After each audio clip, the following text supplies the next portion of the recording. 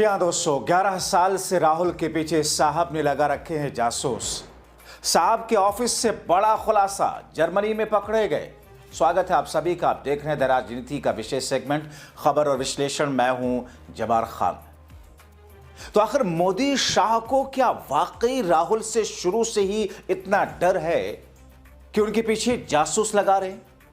और ये जासूस अब से नहीं, बीते 11 वर्षों से लगाए गए हैं। आखिर राहुल की रणनीति और राहुल की स्ट्रैटेजी को जानने के लिए इतना व्याकुल क्यों रहते हैं मोदी और शाह? क्या वाकई उनको लगता है कि सरकारी एजेंसियों के दुरुपयोग से अगर राहुल को ना रोक पाए तो फिर राहुल इनकी सारी राजनीति को धराशायी कर देंगे? मगर क्या कुछ तस्वीरें सामने आई हैं दोस्तों, विस्तार से आपको बताते हैं। दोस्तों, आप देख रहे हैं कुछ वर्ष पहले किस तौर पर पेगासस एक इजरायली सॉफ्टवेयर के जरिए जिसे सरकार ने खरीदा और यह कहा गया कि उन्होंने राहुल गांधी समेत विपक्षी नेताओं समेत बड़े देश के बड़े पत्रकारों के फोन में पेगासस डाला, जिसके जरिए से फोन की सारी इंफॉर्मेशन सरकार अपने पास मंगाती रही। दोस्तों, वैसे तो गृह मंत्रालय कोई भी टेलीफोनिक कन्वर्सेशन टैप कर सकता है, मगर दोस्तों व्हाट्सएप कॉल टैप करने के लिए दरअसल पेगासस का उपयोग किया जाता है। और उसके साथ साथ में आपके फोन में क्या है, क्या चल रहा है, कितने नंबर है, कितने मैसेज हैं, कितने फोटोज हैं, किसको आपने क्या कुछ लिखा, किससे मेल भेजा, किससे बात की, किसी भी माध्यम से उस पेगासस से सब कुछ हासिल किया जा सकता है। ये कुछ वर्ष पहले हुआ।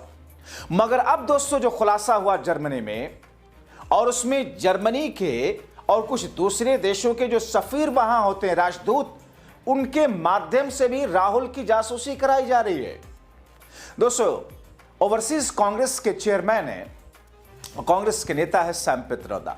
हाल में इन्होंने देश के सबसे बड़े मीडिया हाउस कहे जाने वाली, जो खुद को क्लेम करता है, एक विस्फोटक खुलासा किया।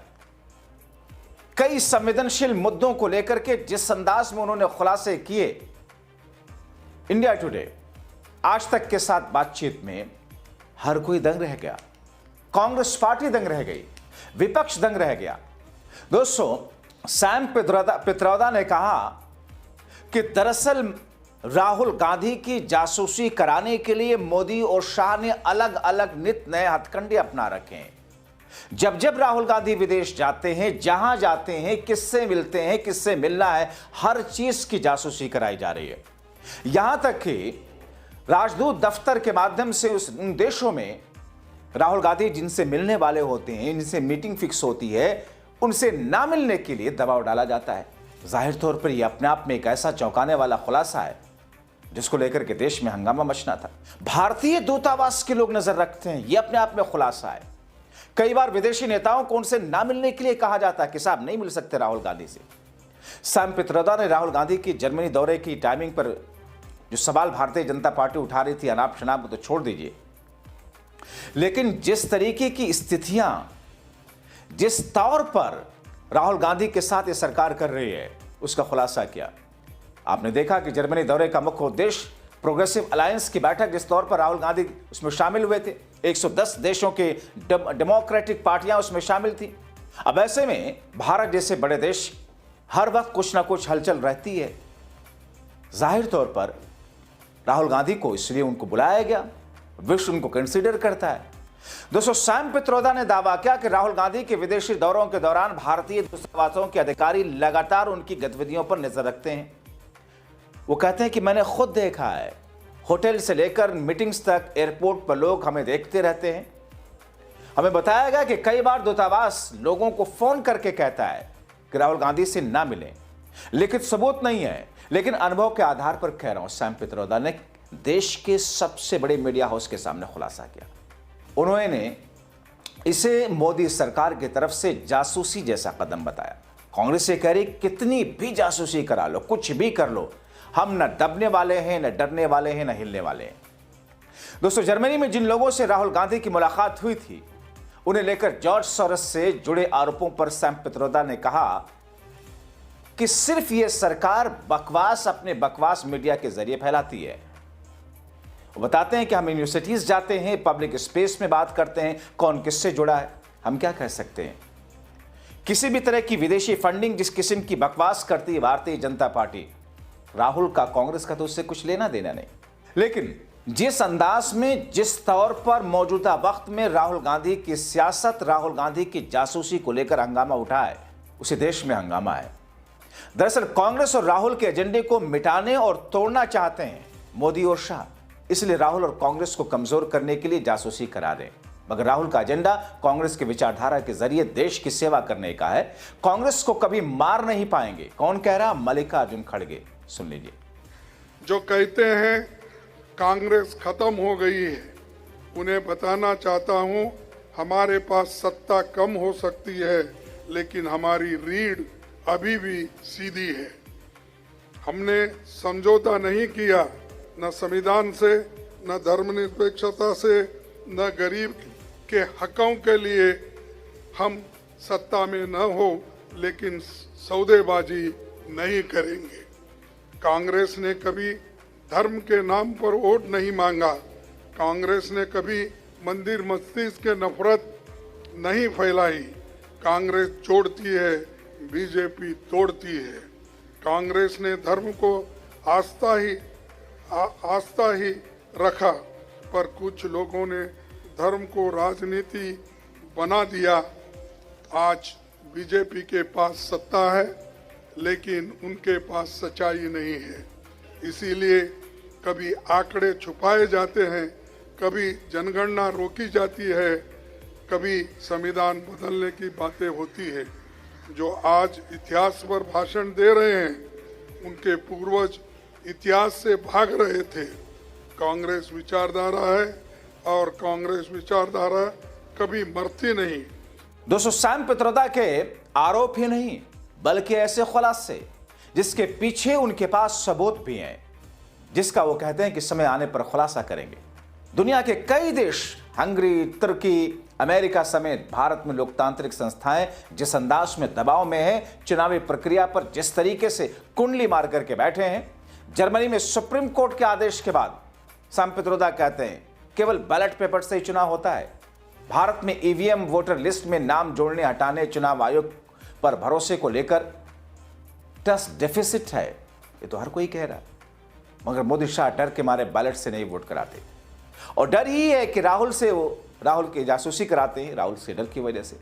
तो राहुल गांधी ने अपने शब्दों में मोदी शाह को कैसे धोया है, वो भी सुन लीजिए। मनरेगा सिर्फ एक योजना नहीं थी। मनरेगा राइट्स बेस्ड कॉन्सेप्ट था। मनरेगा से देश में करोड़ों लोगों को एक मिनिमम वेज मिलती थी, और मनरेगा जो हमारा थर्ड टियर है, पंचायती राज का जो टियर है, उसमें directly political participation, finance, support का एक साधन था, मेथड था। तो ये डायरेक्ट राइट्स बेस्ड का जो कॉन्सेप्ट है, उस पर आक्रमण है। दूसरी बात, जो फेडरल स्ट्रक्चर है, स्टेट्स का जो स्ट्रक्चर है, उस पे भी ये आक्रमण है। ये जो पैसा लिया जा रहा है, ये स्टेट से छीनकर सेंटर ले रहा है। तो ये concentration of power, concentration of finance है। इससे देश को नुकसान होगा। इससे जो गरीब जनता है उनको नुकसान होगा, उनको दर्द पहुंचेगा, उनको कष्ट होगा।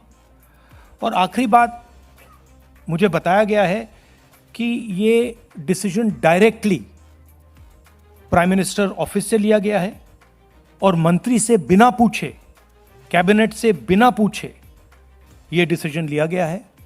इससे आपको आज की हालत क्या है उसके बारे में पता लगता है कि वन मैन शो चल रहा है, और जो भी नरेंद्र मोदी जी करना चाहते हैं वो करते हैं, और पूरा का पूरा फायदा वही 2-3 अरबपतियों के लिए है। आप देखना, ये प्रोग्राम कोलैप्स करेगा,